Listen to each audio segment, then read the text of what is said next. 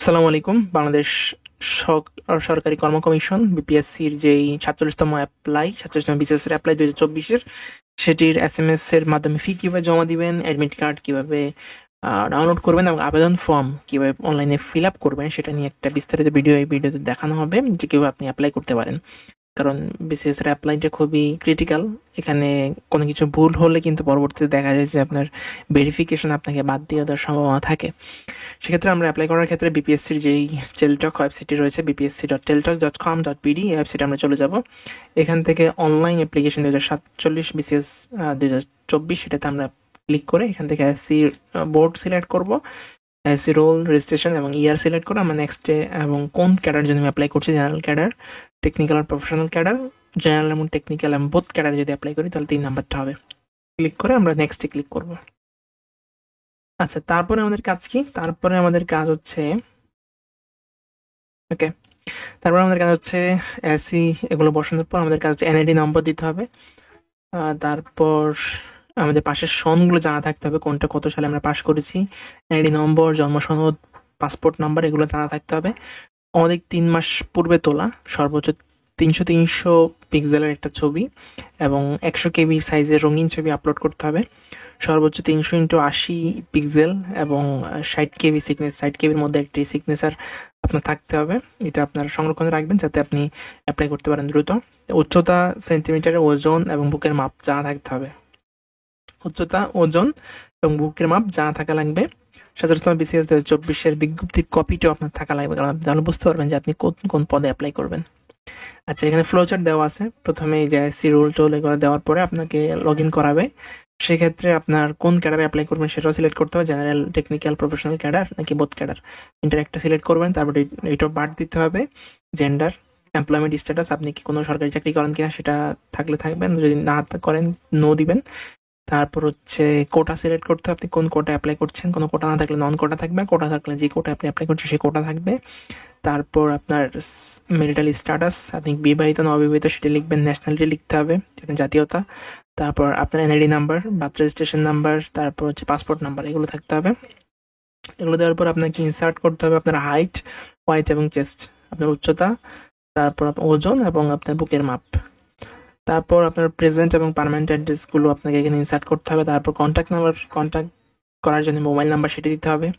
কোন এক্সাম সেন্টারে আপনি পরীক্ষা দিতে চান সেটি সিলেক্ট করতে হবে। কোশ্চেনের ভার্সন, আপনি কোন ভার্সনে পরীক্ষা দিবেন, বাংলা না ইংলিশ সেটা সিলেক্ট করে দিতে হবে। বাংলা হলে কোনো কিছু সিলেক্ট করা লাগবে না, যদি সিলেক্ট করেন তাহলে সেটা ইংলিশ হয়ে যাবে।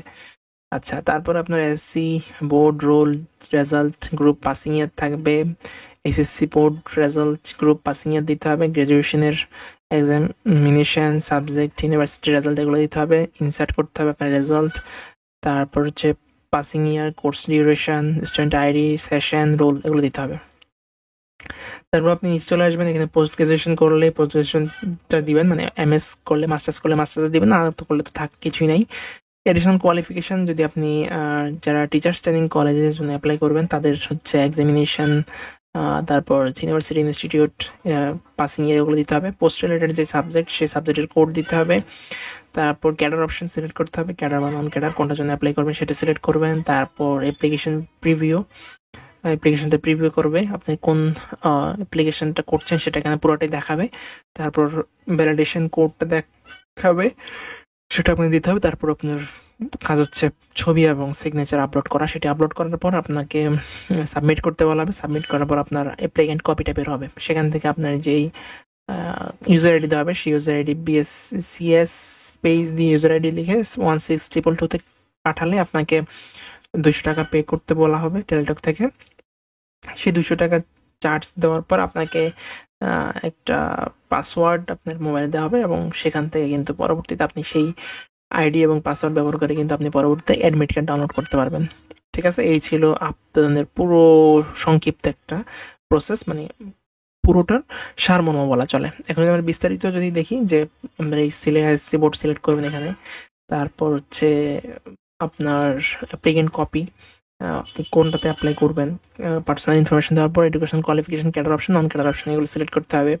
এখানে আপনি মেল না ফিমেল সেটা জেন্ডার সিলেক্ট করবেন। এমপ্লয়মেন্ট স্ট্যাটাস দিবেন, যারা কোনো চাকরি করেন তারা নট এমপ্লয়েড দিবেন, প্রাইভেট হলে প্রাইভেট দিবেন। তারপর হচ্ছে আপনি কোন কোটা আপনি অ্যাপ্লাই করছেন সেই কোটাটা এখানে সিলেক্ট করে দিবেন। ম্যারিটাল স্ট্যাটাস আপনি ম্যারিড বা সিঙ্গেল সেটা দিবেন। ন্যাশনালিটি দিতে হবে, ন্যাশনাল এনআইডি কার্ডের নাম্বার দিতে হবে, বার্থ রেজিস্ট্রেশন নাম্বার দিতে হবে, পাসপোর্টের নাম্বার দিতে হবে, হাইট, চেস্ট এগুলো দিতে হবে, কারণ পুলিশ ক্যাডার এবং আনসার ক্যাডারের জন্য আপনার উচ্চতা এবং ওজনের প্রয়োজন আছে, তাই এই হাইট এবং চেস্টটা দিতে হবে। অন্যান্য ক্যাডারের ক্ষেত্রে আপনার উচ্চতা 152.40 সেন্টিমিটার হইতে হবে, এর নিচে হলে আসলে আপনি অ্যাপ্লাই করতে পারবেন না। ওজন হইতে একটা নির্দিষ্ট ওজন দেওয়া আছে, ওজন থাকা লাগবে, নাহলে আপনি অ্যাপ্লাই করতে পারবেন না।